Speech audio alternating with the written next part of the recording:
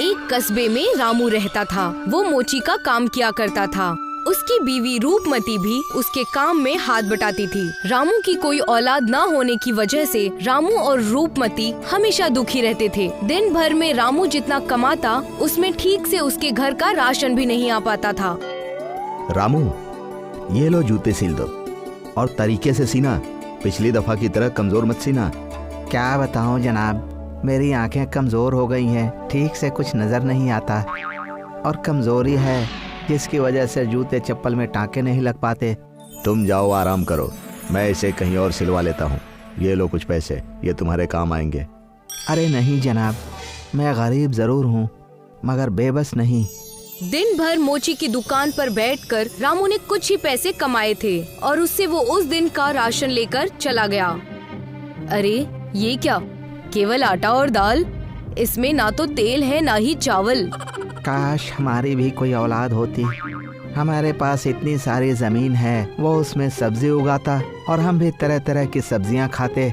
जो चीज तकलीफ देती है उसके बारे में ज्यादा बातें नहीं करते। आप हाथ मुंह धो लीजिए, मैं खाना लगाती हूँ। अगले दिन सुबह जब रामू अपने मोची की दुकान खोलने गया तो वहाँ उसे एक गाड़ी ने ठोकर मार दी। रामू की हालत खराब होने की वजह से उसे कस्बे की क्लिनिक में भर्ती कराया गया। रूपमती रामू को लेकर घर चली जाती है और घर के खर्चे और राशन का सोचकर वो बेहद बुरा महसूस करती है। अब हम क्या करेंगे? कुछ पैसे थे, वो तो मेरे इलाज में खर्च हो गए। तुम्हें मोची का काम भी नहीं आता, वरना तुम ही कुछ मदद कर देती। आप उसकी फिक्र मत कीजिए, मैं उसका कोई न कोई जुगाड़ जरूर कर लूंगी। आप बस आराम कीजिए। रूपमती किचन में जाकर बचे हुए आटे से रोटी बनाने की तैयारी करने लगती है। तभी उसी आटे से छोटा सा पुतला बनाकर उसे देखने लगती है। काश मेरा भी एक प्यारा सा बच्चा होता जो हमारी देखभाल करता और खेतों में नई नई सब्जियां उगाकर हमें बनाकर खिलाता। रूपमती उस पुतले को देखकर रोने लगती है। उसके आंसू जैसे ही उस पुतले पर गिरते हैं उसमें जान आ जाती है। अम्मी तुम रो मत, मैं हूँ ना। पुतले की आवाज सुनकर रूपमती हैरान रह जाती है और उसे देखकर कहती है, तुम कैसे बोल सकते हो? ये कैसे हो सकता है? मुझे तुमने ही बनाया है, मेरा बस साइज छोटा है, बाकी तो मैं सारा काम कर सकता हूँ। आटे का पुतला बाजार सब्जी लेने चले जाता है। पुतला जब बाजार जाता है तो छोटे से पुतले के पीछे एक बिल्ली पड़ जाती है और वो अपनी जान बचाकर वहाँ से भागने लगता है। अरे भागो भागो भागो, ये तो मेरे जान के पीछे ही पड़ गई है। बिल्ली से बचने के लिए पुतला एक बड़े से आटे की बोरी में घुस जाता है और वो बिल्ली वहाँ से चली जाती है। देखते ही देखते आटे की बड़ी सी बोरी फटने लगती है और अचानक वो पुतला और बड़ा हो जाता है, जैसे कि वो कोई इंसान हो। पुतला दाल चावल पापड़ और कुछ दवाइयाँ लेकर घर आ जाता है। अम्मा देखो, मैं आ गया और मैंने दाल चावल और कुछ पापड़ भी लिए हैं। इसकी तुम खिचड़ी बनाकर हमें खिलाना। अरे तुम इतने बड़े कैसे हो गए? मुझे तुम्हारी बहुत फिक्र हो रही थी, लेकिन अब तुम्हें देखकर अच्छा लग रहा है, मेरा राजा बेटा। आटे का पुतला उनका बेटा बनकर उनकी खूब सेवा करता। तीनों एक दूसरे के साथ बेहद खुश थे। देखते ही देखते पुतला खेती बाड़ी करने लगा। रामू की तबीयत भी ठीक हो चुकी थी।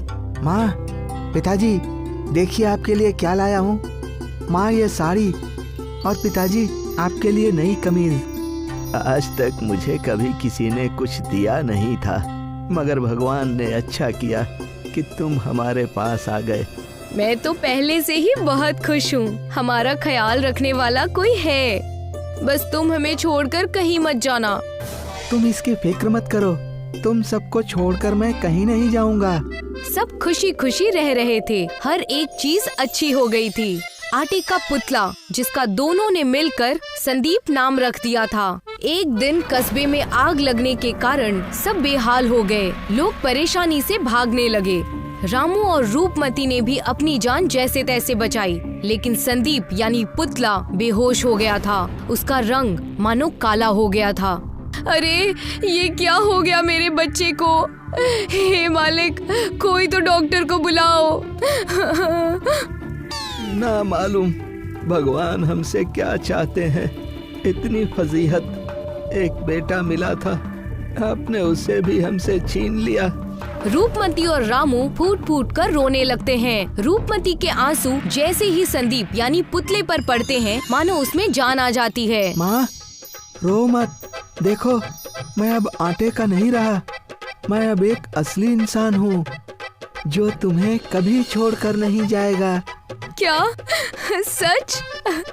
मालिक तेरा लाख लाख शुक्र है, आखिर हमारा बेटा हमें वापस कर दिया। आटे का पुतला संदीप और उसके अम्मी अब्बू सब सुखी सुखी खुशहाल जिंदगी जीने लगे।